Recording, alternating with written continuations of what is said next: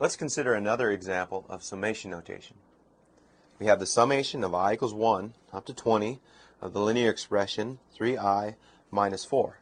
Now this means that we're going to have 20 values added together, and this can be very time consuming. But let's look at a couple of the terms here. For example, a sub 1, when we plug in a 1 here, we end up with a negative 1. A sub 2 would be equal to a positive 2. Once we plug the 2 in here and subtract, a sub 3 would be equal to a positive 5. Now, note the change that's occurring from term to term to term. To go from negative 1 to 2, that's a plus 3. To go from 2 to 5, that's a plus 3. This is an example of an arithmetic sequence. So what we can do, rather than write out all these 20 terms, we can use the sum formula for an arithmetic sequence. S sub n is equal to n over 2 times the quantity a sub 1 plus a sub n.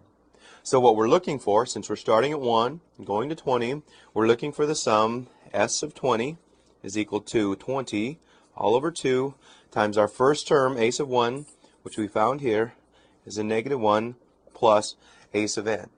And for our purposes here, we know n to be 20, so we need to find a sub 20.